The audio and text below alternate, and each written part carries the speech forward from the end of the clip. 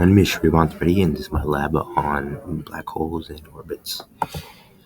So, for my introduction, the purpose of this lab was to estimate the mass of a black hole using the motion of the spaceship and planets.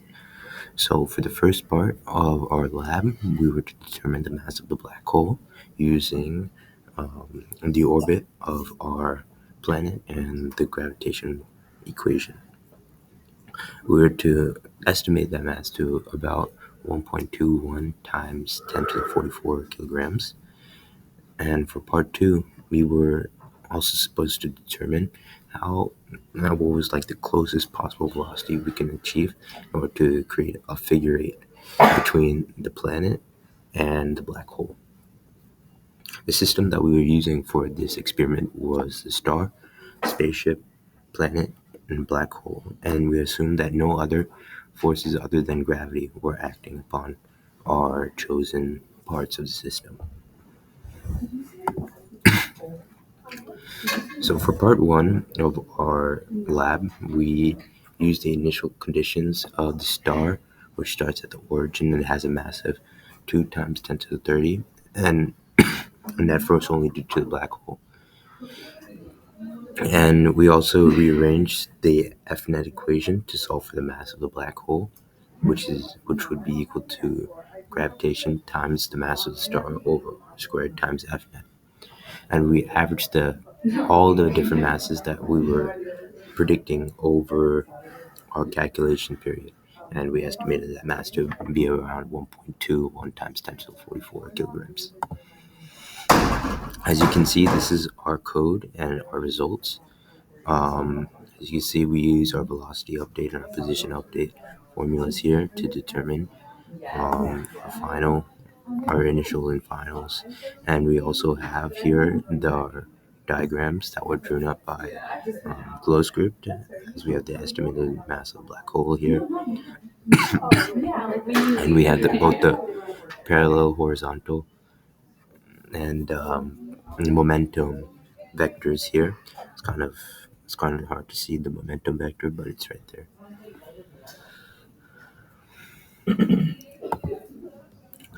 For part two, since we found the mass of the black hole in part one, we're using that to create that figure eight between our black hole and planet.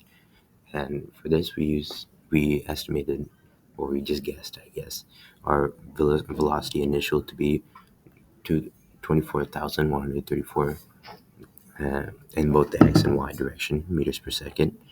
And we adjusted this based on what flight path the spaceship would take. And we were updating the net force of the planet due to the location of the ship, and in order to determine where the ship would land and go. And we used these formulas here in our code in order to determine that. And our final flight path is this as shown. It isn't like a complete like true figure eight, but it's somewhat weaves its way through both the planet and the black hole. So we are like kind of able to achieve what we were aiming for in the first place. And yeah, we use Newton's second law in the gravitation formula, and we always tested the different x and y so that it would not crash or that it would form the shape that we wanted.